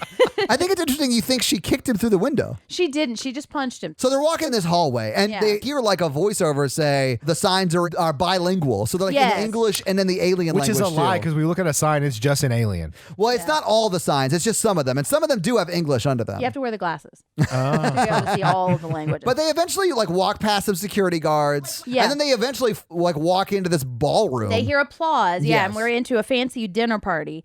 And some guy is giving a speech. And the speech is that in the year 2025, and I will note it is 2020 right now. Yeah, so we're we gotta literally get 5 years stepping. away from this, guys. We got to find the guys that made those glasses, guys. Yeah. All right. So the planet will be under totally control. The planet will be under the control of the human power elite. And so they just are like sauntering into this meeting like it's nothing. Well, I think everyone there assumes that they're supposed to be there because they got into this Right. secret layer place. But everybody's in super fancy tuxes except for Keith David and Roddy Piper. Right. Yeah. Dude is wearing like a trash stained flannel. Right. And like super tight jeans. Yeah, I mean, at least they're not bleeding anymore. So That's true, They yeah. have healed. But they're talking about how like they've increased all of their capital and that the resistance has been squashed. And so then we see guy from the shantytown come up behind them, but now he's wearing a tuxedo and he's all rich and a jerk now. And he's saying, you guys should have dressed for this occasion now that you can afford it. So we know that he has sold out. Yes. And he's the one that sold out the Resistance. The resistance, yeah. And I like how he just assumes that Roddy Piper and Keith David did too. He's like, oh, I didn't know you were one of us. Yeah, Exactly. nice to see you guys. Right. Yeah. Hey, let me show you around. So they're walking around and he thinks they've been recruited. And so we get to see the spaceship teleportation thing. So apparently it works like one big airport. And what I love about this is this guy is like, I don't know how it works. It just sends you places. Which is you know? perfect. Like, Right. I This don't is need one to thing hear that I it. think this movie did very well. They didn't dig deep into how things work. Right. Because it doesn't matter. It sort of reminded me of that scene in Looper where Bruce Willis is like, don't fucking worry about how it works. Right. And so now he's showing them into a control room. And it's like a TV studio. So Roddy wants to go inside because he's never seen a TV show before. So I didn't know until the very end of the movie. The first time I saw this movie, because I was like, what? So if they destroy the transmitter, it just makes it where the TV doesn't control you. But what it also does is their camouflage works from Right. this transmitter. So when Right. you destroy the Right. transmitter, the aliens don't look human anymore. Exactly. Right, Like yeah. even the ones in public. Which you don't find out until the very end. You're No. like, Right. why are they wanting to do this? Because they want to take over the planet. No, like, why do they want to destroy the transmitter? I'm like, I don't Oh. understand. Honestly, Roddy Ray Piper's just doing whatever the people who made the glasses tells him because Exactly. he's a good boy. He heard he got a treat at the end. So he's Yeah, exactly. All right, so somebody asked for their authorization cards, and he says, "Here's my authorization card," and they just shoot him. Oh yeah, and up to this point, the former Slumtown millionaire guy does not have any idea that they're trying to blow anything up. So he's like, "Oh shit!" Right. And like ducks out of the way, and then quickly like, He uses his watch and disappears. "Oh wait, no!" But not yeah. before Roddy Piper grabs him by the goatee Oh, yeah. and pulls He gets him goatee over. dragged Yeah. into the control room. Says you can't do anything. They're running the whole show. If they'll leave us alone if we just help him. Like while his hairs are being. Don't you want want to live the good life? Yeah, we all do. We sell out every day. We might as well be on the winning team, which I think is kind of a thesis statement for the movie. Oh yeah, absolutely. sure. Yeah. And I'm sure that when John Carpenter was talking to Roddy Piper about this, he used words like thesis statement.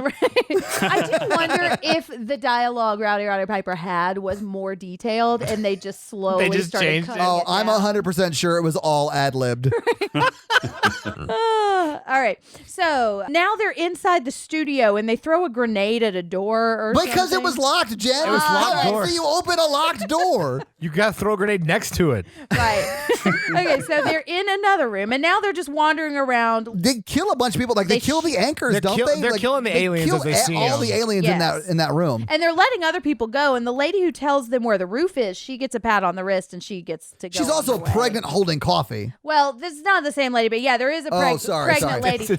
That's the one he asked where Holly is. Oh, that's Right. right. Then later That's on, right. he's like, "Where's the transmitter? Is it on the roof? Where's the roof? How do you get to the roof?" She's like, here it is. It's She's that like, way. "It's the elevator on the left." And he's like, "Pat, thank you." So they're asking where Holly is, and they go through a series of offices and a series of hallways with pink walls and just shooting people right and left. And then we see Holly, and Mikey actually yelled this at the same time when he says, "Holly!" And she's just standing at the end of the hall, and she's like, "Oh, this again." Oh, it's these guys. I guess I'll go with them. Because he's a dog. His tail starts wagging and he just runs there. I do like the golden retriever cut of this movie. Yeah, absolutely. So I hope that deep fake technology gets far enough along that we can replace Roddy Piper and Keith David with the two dogs from Homeward Bound and then Holly with the cat. This is the best. So they go towards the roof. Like they fight some There's people some in the fighting stairwells. stuff, It's nothing the really alarms important. go off. Right. But right before they get to the roof, this is when you see Betrayer. Yes, because Roddy Piper jumps or gets onto the roof. Yeah. And leaves Holly and Keith David behind. And Holly fucking shoots Keith David in the head. And we don't actually see it. Yeah. We don't see it, saving him to possibly be alive in the sequel. That would be amazing. I would watch it, man. I love it. They live again. Yep. They do. Yeah. Oh my God, I'd love a They Live Oh my Again God, movie. yes. John Carpenter, make that happen. All right. So Roddy Piper's on the roof, and it's like, "Hey, Holly and Keith, are you safe?" Wait, does he call him Keith? What's his name in the movie? Frank. Frank is his name in the movie. I mean, I wouldn't put it past Roddy Piper to say his real name in the movie, and they Also, just keep it. The commentary on the movie, Roddy's name is Nada, the Spanish Nada. for nothing. Nada, yeah. Because those are the amount of lines he was able to memorize. And he's not Spanish at all. No. So he's like yelling at the satellite, and she walks up revealing herself to have been a double agent. Yeah, the whole time. And she summons Flamecopter, who is also revealed to There's be two helicopters. Spacecopter, Really? Flamecopter, and his brother Space Flamecopter. Oh my God. So they rise up, revealing themselves to be double agents the whole time too. And then Roddy Piper's got a giant gun pointing at Holly, and she's like, "Put it down." Yeah, we can still salvage this relationship. Yeah, we can still make this work. He's like, "I don't want relationships." But he drops the gun. I want treats. And he's got a gun inside the wristband of his thermal shirt.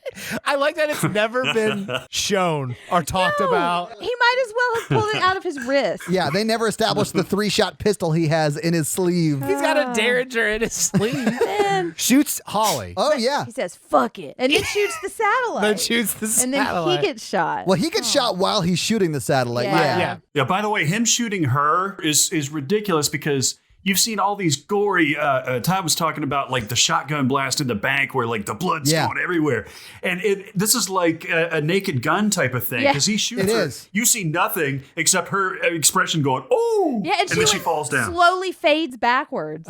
Yeah, Yeah. You only can assume that either the special effects guy wasn't there that day or that he shot her below where the camera was framed. So she was like shot in the stomach. She's going to be fine. No, because Right. the roof blows That's up. fair. The roof does explode. Oh, and then the final shot of him is just him flicking off the police helicopter. Right. Cut to boobs. Yeah, well, okay, so we see a news broadcast. Yeah. And we see people like screaming and running through because now and if you notice, like, the aliens, they are the two anchors, but they're not in black and white anymore. Like, their Right. faces are like green now, which I didn't actually realize until the very last shot. And so now they can see all the masks. There's a guy that's at the bar. And everybody's looking at him like, "Ugh," and he's just frozen in time. Right. But everybody can see that he's an alien. And then we have some boobs and a lady on A lady's top. having sex with an alien. Right. Yeah, well, but she didn't know it was an Yeah. alien. She didn't know. And she's enjoying herself and then looks down and notices her hands are in a big pile of oozy, gross formaldehyde skin. And he said, I wrote down what he said, but it left. He's like, what's wrong, baby? Something like that, yeah. And that's the movie. Yeah, and that is the movie, guys. yeah. there you roll the go. That's credits. awesome. Yeah. Oh, my God. So having seen the movie, having talked about the movie, final thoughts. Having What do you guys lived the think about it? movie. I mean, I love it. Yeah, Barrett, what do you think about it? Can I tell you my last note for this movie? Yeah. Oh, hell It yeah. was the last third of this movie was written by cocaine. Because I think it was. Yeah. I mean, it is a After Mikey being movie. so slow and so like deliberate and everything at the beginning, it just absolutely like hit the gas and like forgot like how to movie. It just decided I'm just It going to forgot how to movie. Yeah, I'm just going to throw stuff at it and we'll see what happens. It's the 80s. We're all going to get like coked up and everything anyway. So Absolutely. yeah, I think it was written by cocaine. There's a part in the middle when he goes into the bank where it's like the movie is written by cocaine too, and I think they ran out. And then the scene in the alley was when the dealer was like, or they were going to track down the dealer, and then they finally get back with the cocaine right around the Their time. dealer was only available on weekends, and this movie was written over the course of 2 weeks. Right. I mean, it's a classic. It is. So, Jen, what do you think about it? Final thoughts. I mean, I like the message of it, and it's bonkers. I would have preferred it if the entire movie was written by cocaine, I think. Like, the parts that are slow are slow.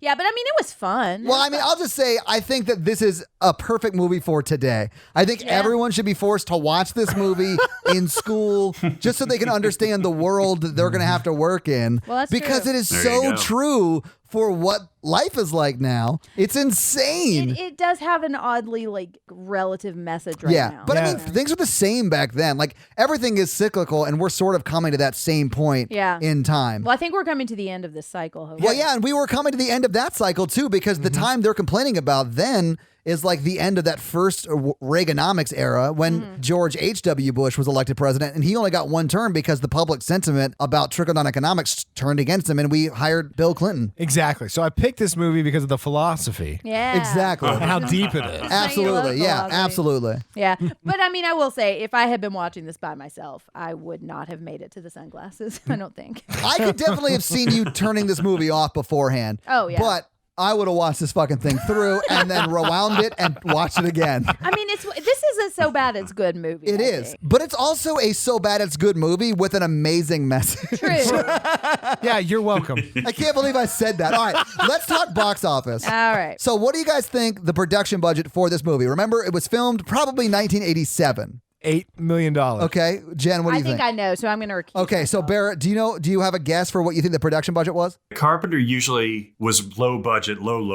I think it was under 5. Wow, okay. Nice. It was $4 million. Wow, good for you, Yeah, Barrett. that's Oh, amazing. really? That's a great guess. And it's CinemaSins guys are smart, man. I know, they actually know what they're talking about. Guys, listen to the CinemaSins podcast. So domestically, it made $50. wait till we get to international. Oh, sorry. Domestically, it made $13 million. Nice. All right. In its opening weekend, it made its money back. It made $4.8 million in its opening weekend.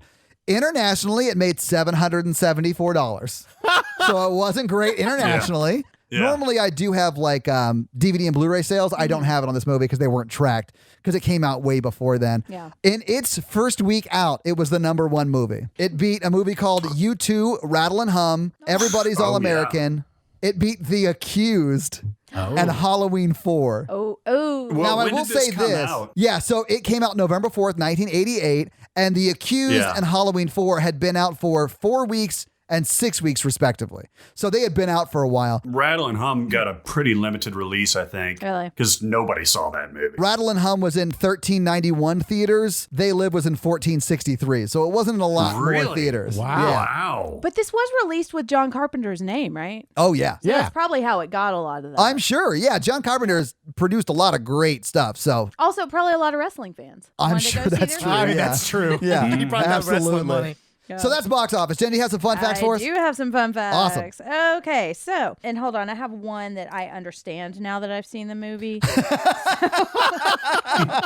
Anyway, so this was based on the 1963 short story 8 o'clock in the morning by Ray Nelson. It's a science fiction story. Sorry, the fact that this is based on anything is insane to me, but awesome. So, and Carpenter actually saw it as a comic book adaptation. Okay. That's the and so then he sought out the story to read. So what happens is a man is hypnotized and he awakens and all of the humans in the world around him are also hypnotized and they're under control of aliens. And the man has until 8 a.m. to solve the problem. What happens Sounds at a 8 little- a.m.? Okay, I don't know why it's 8 a.m. That doesn't seem but like you a... can read it. Yeah. Okay. John Carpenter wrote this under a pseudonym because at this point he was tired of his name being all over everything. And I think this was right around the time Christine had come out, and that was not really well received. But so he wrote it under the name Frank Armitage. And I'm not sure what Keith David's name in the movie is, but I think it's Frank. And I'm Yeah, not sure it's if it's Frank. Frank Armitage. But so that was the name he wrote it under and then used that name in the movie. And that was inspired by a Lovecraft character, Henry Armitage from the Dunwich Horror. Interesting. So this was definitely influenced by Reaganomics. Yeah. So John Carpenter was just thinking, what if the Reagan Revolution was controlled by aliens? And I think that's a very clear message. It's very clear, yeah. The 1% are not part of our world and they're not trying to be, they're trying to use our world. That makes sense. But it was inspired by his distaste for consumerism and commercialization. which I think you can very clearly see. Yeah, absolutely. Yeah, and that's as much as I love the message in this movie, it is pretty heavy-handed. Yeah. It's real hard to miss it. Okay, so Rowdy Roddy Piper, some facts about him in this movie. So he met John Carpenter after WrestleMania 3 because John Carpenter was a big wrestling fan. And they ended up having dinner, and he was looking for somebody to star in this movie. And what I read about this was that basically they were having dinner, and he was like, yeah, so do you like stuff? Yeah, stuff's great. Hey, do you want to be in my movie? Sure. And that's But how it went down. if you take out the word stuff and insert the word cocaine, that's the actual conversation. And I mean, you can see it playing out, Yeah. like that. Yeah, I don't think he put a whole lot. I think he wanted to be wanted to transition into acting. Sure, a lot of wrestlers do that and do it well. I mean, Right. Well, wrestling is acting. yeah, absolutely. Like The Rock, Hulk Hogan did it. The Rock is probably the most successful. I don't know. Have you not seen Big Thunder? I have actually. Have you? Dude, it's great, right? No, there have been actually, good turns. Like The Rock is serviceable in what he does. Yeah. John I think he's Cena great. has been funny in some things Yeah. that he's done. Even Gina Carano has done a few things. Mm-hmm. Dave Bautista has done some pretty high level stuff. Wasn't Hulk Hogan in No Holds Barred? Yes. Yeah, remember baby. I think Hulk Hogan wrote No Holds Barred. Okay, so you guys mentioned the little prop things that they're talking into that Yes. look like Ghostbusters. Yes. Because this was a pretty low budget, they did use those props. Those are the actual ones from Ghostbusters. They're the actual ones? They are. Yeah. I made this Oh, whole wow. joke throughout watching the movie that Egon was in on it and one of the aliens I know, because of those props. Yeah, so they're the The actual thing that ones. looks like the ghost detector? Yeah, those Yes. are the ghost detectors. Oh, Yeah. no kidding. Yeah. That's Whoa. fucking amazing. Ectometer. The glasses that they use are leftover props from Big Trouble in Little China too, I because can they see just that, had a bunch yeah. left over. That's amazing. Yeah. John Carpenter actually improvised the score to this movie, which I was Oh, reading my that and I God. was really impressed. And then I heard it and I was like, oh, yeah, I can see it. He's kind of just noodling around John Wayne He style. literally sat in his office for 90 minutes and ad-libbed this whole score and then did the whole nailed it. Wrap it up, boys. Well, he actually went into the studio Oh and my the guy, the God. sound engineer, played the movie and he's just noodling around. So kind of. Oh yeah. my God. Yeah. Dum. So that scene at the beginning where he's wandering over Yes. the tempo of the music for the whole thing was set to his footsteps as he was walking over the train tracks. I'm into it. That's great. Nice. But he also was the one who says the word sleep, the sleep, sleep, Oh, and they just slowed okay. his voice down. Yeah, and I mean John Carpenter, I like the score to Halloween. That's Yeah, he's done an some good iconic scores. Oh, of course. score, Yeah. And I like the one to Christine. And too. I'll say this, to be able to improv a score that's this good, Right. it's not great, but this good, Yeah. you got to be a great musician to do that. Improvisation is hard. So they wrote the role specifically for Keith David because this was after the thing, and Keith David is amazing. He's great. Yeah, the fight scene took 3 weeks to rehearse. I'm sorry. The thing that they filmed over the course of 45 minutes? Yeah. No, Okay. They really planned it out, and I heard in the script it just kept saying fight continues, next page, fight continues, next page, fight continues. Yeah. They may have written down gets aboard or Yeah. knee crotch. at Oh my some point. God. Some of the most expensive scenes were the ones where they had to replace all of the ads because, and you said at this point it looks like an ad and then a painting. Yes, and like a that's how drawing they or something. did it. Yeah. Okay. Because that was really they couldn't make simultaneous billboards because you would have had to so they had to create all of those sets in the grocery store and make all of those little things and the labels that go all over them. And they said that ate up a lot of their budget. I bet it would be super time consuming too. Yeah. Yeah. But it looks really cool. It and I think does- it's it looks Does great. look cool. Yeah. I think Barrett's right. I think the effects kind of hold up. Yeah, I mean, they're think so, practical. too. I think maybe just the little observation drones Yeah. that aren't practical effects, Yeah. but everything Yeah, else looks yeah. great. And That- those look great too. And Holly's death scene does not. quite Well, hold. those aren't even practical effects. That's true. They're Those are just they're not not special effects. effects. They're not practical effects. They're no effects. She fell down. I mean, maybe that's why she and Roddy Piper He like each wildly other. missed that shot, and she just stumbles. Okay, so this movie has become kind of a cult classic now, but Yeah. it has also been embraced by some problematic people. And because the message, I think, is so heavy-handed, some assholes read into that message too. So this is Alex Jones's favorite movie. Oh my God. And if you look Oh at no! like, What? You're ruining this. I know, sorry. I get it now, Mikey. well- I get why you like it so much. Because if you look at like the guy, because I had read that and I was watching it, like the guy who was breaking into the commercials and like talking about a lot of this conspiracy theory. I mean, you can kind of see elements of that. It's just that this is actually real. I equate that to someone who's like watching Fight Club and thinks that Tyler Durden is the hero of that movie. Exactly. You're literally Yeah. just missing the point of the movie. Right. Yeah. Yeah. But Roddy Piper was actually on Alex Jones's show, and Oh, my they were God. kind of fanning out about each other. So this has also been embraced by white supremacists. Really? Yep, What? saying it's an Jesus. example of anti-Semitism. This is why we can't have nice things, guys. Exactly. The allegory is saying that like Jewish people run the world. And there are examples that I read, but I'm not going to give them because it's bullshit and I don't want to play into any more Yeah, theories. it's stupid. Again, it's But- people missing the point so hard they don't understand what the movie's about. Yeah. And just trying to shoehorn their own propaganda into it. But so John Carpenter actually tweeted about that. What he said is They Live is about yuppies and unrestrained capitalism. It has nothing to do with Jewish control of the world, which is slander and a lie. Which, Good for him, man. I know, me too. Man, good for Yeah. him. And I think that's clear. Like if you're watching this movie, you have to really try to dig for any. Oh more yeah, of that you're message. like a little past Jen levels of projection. Exactly. If you're seeing it that way. Like way Right. past. Yeah. And those are my fun facts. Well, thank you for your fun facts, Jen. You're We appreciate it. welcome. I wish I had a more fun one on to end on. Okay, I've got one. Did you know Roddy Piper was also a professional wrestler? What? He was. Nailed it. man. So, All right. Jen, do we do scary scale? I think do we have to scary do scary scale, right? Although I'm pretty sure I know what everyone's yeah, going to we be. do scary scale. But let's do scary scale. Hey, listeners, our scary scale is a scale we use to rank the scariness of the movie. It's not a ranking of the quality of the film. It's how scared we were today when we watched it. Our 1 example is Ghostbusters. Our 10 example is Texas Chainsaw Massacre. All right, Barrett, what would you rank They Live? I would say a -7. Yeah. Can't go negative, but so I'm going to default to a 1. But yes, Yes, I agree absolutely. with you. yeah. Yeah, I'm going to say 1 as well. Mikey? Definitely a 1. Yeah. And Yeah, Jen? I'm going to give it a 1. Yeah, I mean, 1's all right. It's not scary. I Yeah. think people should watch this movie, though. I love it. I did enjoy it, and I like the message, yeah. And I mean, it's not over the top horror. Like, we kind of had to make it fit as a horror movie, you know? And John Carpenter is really the Yeah, John connection. Carpenter's the connection to the reason we did this. Yeah, Right, right. absolutely. Although, like, there is aliens. I would consider that horror. And there's a few jump scares. I got God. Jen got scared at one point, which is yeah. funny. So this week, you guys made me watch They Live. What are you making me watch next week? There's no they. It's just me this month. So, Mikey, what are you making me watch next week? So, guys, one of the movies that Mikey suggested a while ago that I actually really enjoyed, although it disturbed me for life, was The Collector. And so next week we are going to be watching The Collection. The Nice. Collection. All right. Well, guys, Yeah, so watch The Collection. for next week. Yeah. Absolutely. Mikey, are you ready to read a review? Just edit it to where I'm ready. I always do. So we're going to read a 5-star review. And when I say we, I really mean Mikey. So he's going to look one up. But while he's looking it up, just remember, if you want us to read your 5-star review, leave us a 5-star review. It's just and we will read it. And if you leave like a funny accent or something like that, Mikey can have some fun with it. It's a lot of fun. All right, this one is from Miss Inky. Oh, nice. She's a binge-worthy. My favorite podcast. My favorite trio to listen to. The blend of personalities works so well. Mikey's laugh is infectious. Yeah, it is. Todd's jokes and Jen's way of explaining the movie makes it easy and fun. Listen. Thank you. Oh, thank you Miss so much. Kimber.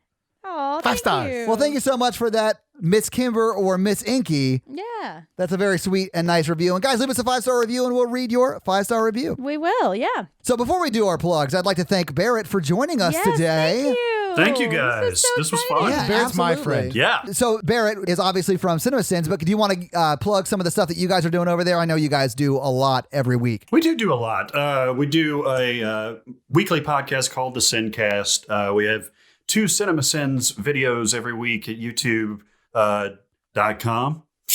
Seriously, I have to say youtube.com/CinemaSins. Just go to CinemaSins. Yeah. We also do music video sins. We do TV sins. We have another podcast called Behind the Sins, where we look at behind the process of creating these videos. So check us Yeah, out. and Jonathan Friend of is the pod. often on our podcast. He's actually our guest in residence for our Friday the 13th series. Right. So listeners will be aware of who that is and that podcast, hopefully. Yeah. If you want to follow our stuff, we are at horrorvirgin.com or at horrorvirgin on socials.